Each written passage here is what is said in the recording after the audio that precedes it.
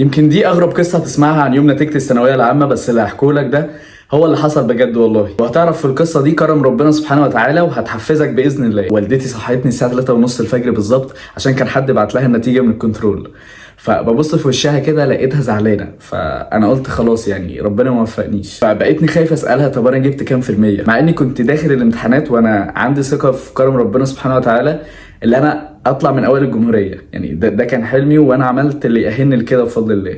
على فكره والدتي ما كانتش بتحور، هي كانت زعلانه فعلا. ساعتها سجدت سجده شكر وقلت الحمد لله. وبعدين قمت بقى سالتها طب انا جبت كام في الميه طيب؟ قالت لي 99.2%. ف فاللي هو يعني ايه، انا بعد ال 99.2 دي عملت تظلم تاني، فلسه جاي لك في الكلام.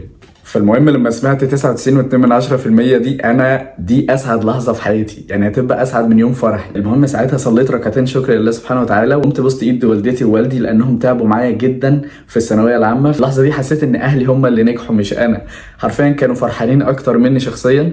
لكن واللحظه دي انا دمعت فيها حرفيا، يعني انا عيطت فعلا مع اني شخصيه بارده يعني ما بتاثرش باي حاجه. بس اللحظه دي كانت انت مش قادر تتخيل كمية الفرح اللي هتبقى جواك لما تشوف نتيجة تعبك طول السنين دي كلها جنيت المحصول بتاعك خلاص. يعني شفت النتيجة بتاعتك، حددت مسارك، فلحظة تستاهل بجد اللي انت تتعب عشانها. فحرفيا لحظة النتيجة دي عوضتني عن اي حاجة عشتها في الثانوية من سهر وتعب وكمية مراجعات ومذاكرة. في الثانوية العامة انا كنت بغير من اصحابي اللي هم كانوا مقضيينها في الثانوية، كانوا بيروحوا مصايف في الثانوية وكانوا بيقضوها كل يوم على القهوة وهكذا، وانا كنت في البيت بذاكر. فاللحظة دي عوضتني عن اي لحظة تعب عشتها. فربنا سبحانه وتعالى يكرمكم بكرم وتدخلوا الكليه اللي نفسكم فيها يا رب. بالمناسبه انا مش عايز الفيديو ده يكون مجرد فيديو ظهر لك وخلاص، انا عايز يبقى فيه تواصل ما بيننا.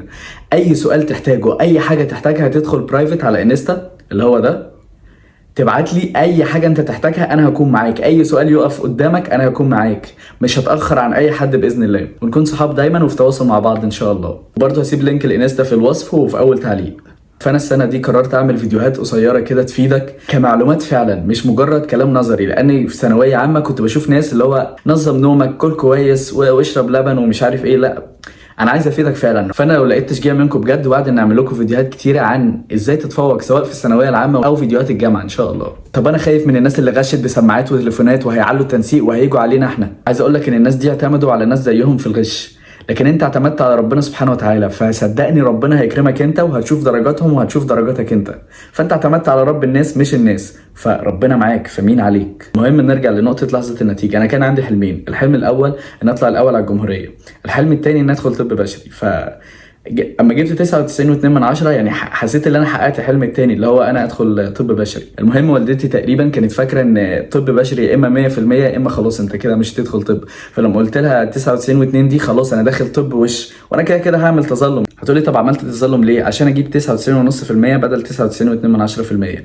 ده هيفيدني في اللي انا ما يتطبقش عليا توزيع جغرافي. عايزك بس تعرف كرم ربنا سبحانه وتعالى ان هو انا كنت داخل اول امتحان خلاص عندي ثقه ان انا عملت كل اللي عليا، فان شاء الله ربنا هيكرمني. فهوب غلطت في اتفه امتحان في الثانويه العامه كلها، في امتحان العربي. ما خليتش الموضوع ده يوقفني خالص، لا انا خلاص يعني ضحيت بحلم الاول على الجمهوريه. في حلم تاني بقى اللي هو اللي انا ادخل طب بشري.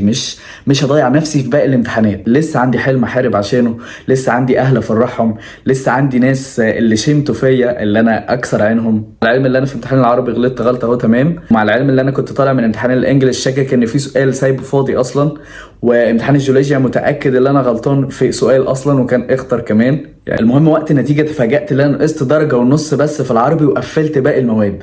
فحرفيا هي مش بحساباتنا خالص، هي بكرم ربنا سبحانه وتعالى. ليه بقى؟ ربنا بيكرم الواحد لما ما يعتمدش على الغش. انت اعتمدت على نفسك وبكرم ربنا سبحانه وتعالى خلاص ربنا هيكرمك. بس كده يا جماعه، ده كان يوم النتيجه، وكنت حابب اشارك اليوم ده معاكم، واتمنى ان انا اكون افدتكم ولو بحاجه بسيطه. وما تنسوش ان احنا نبقى على تواصل دايما، وابعت لي على انستا لو احتجت اي حاجه. شكرا لكم يا جماعه، ويا رب تدخلوا الكليه اللي نفسكم فيها يا رب. شكرا.